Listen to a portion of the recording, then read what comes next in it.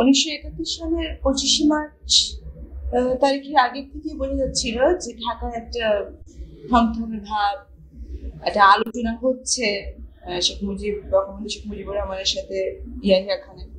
কিন্তু এটাও খুব পরিষ্কার ছিল সবার কাছে যে আলোচনাটা আলটিমেটলি একটা ফেলিয়ার হবে, কারণ কোনো পক্ষ থেকেই কোনো ধরনের স্যাটিসফ্যাক্টরি কোনো উত্তর আসছিল না।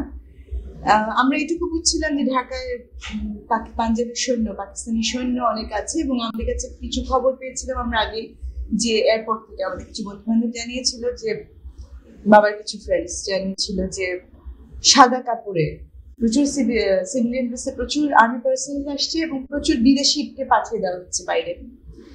যাই 25শে মার্চে আমরা 1971 সালে আমরা থাকতাম এলিফ্যান্ট রোডে। আমাদের বাসাটা একটা অদ্ভুত জায়গায় ছিল। আমাদের ইস্ট পূর্বের দিকে ছিল ইকবাল হল, আর পশ্চিমের দিকে ছিল পিলখানা।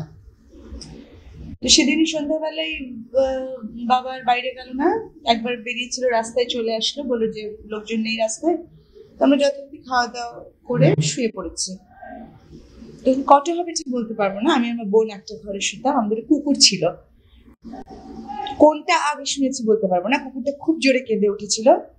তারপরে আমার যেটা মনে আছে, আমি তখন ক্লাস 5-এ উঠেছি মাত্র, আমার যেটা মনে হচ্ছে যে আমি বিছানায় শুয়ে পায়ের কাছে জানলা ছিল, তাকিয়ে দেখি আকাশটাকে খুব ব্রাইট লাগছে, উজ্জ্বল লাগছে, প্রচন্ড শব্দ।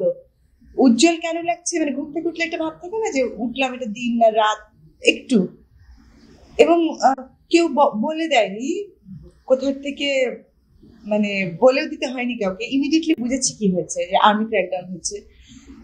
ইকবাল হলের দিক থেকে প্রচন্ড গোলাগুলির আওয়াজ, পিলখানার ওখান থেকে বোধহয় একটু রেজিস্ট্যান্স ছিল, মিডিয়ার পারেনি, এবং ওটার কারোর কাছ থেকে শুনতে হয়নি, এটা নিজের চোখেই দেখেছে যে আকাশ লাল হয়ে যাচ্ছে, আগুনের গোলা উঠছে। আমরা সবাই উঠে বসে থাকলাম সারা রাত, 26 তারিখ সারাদিন আটকানো।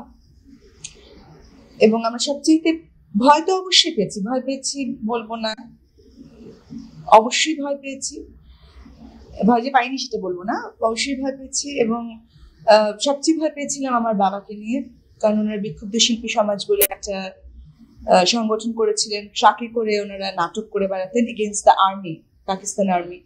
এবং 27শে মার্চে সকালে কারফিউ লিফট করার পরে আমরা যখন ওখানে আর থাকবো না, ডিসাইড করলাম যে বেরিয়ে চলে যাব, তখন খবর এলো, আমি ভদ্রলোককে এখন আর চিনতে পারবো না কে ছিলেন, উনি আসলেন, এসে আমার বাবাকে বললেন যে আপনি কি করছেন, আপনি অন্য কাউকে দিয়ে আপনার ফ্যামিলিকে অন্যখানে পাঠিয়ে দেন, আপনি পালিয়ে যান, কারণ আপনাকে খুঁজছে মেরে ফেলার জন্য।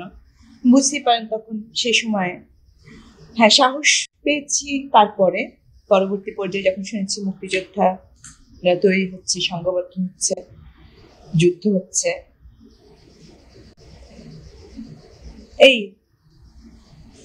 সাহসটা পরে এসেছে, একসময় বিজয়ও সুনিশ্চিত হয়ে গেল আমাদের।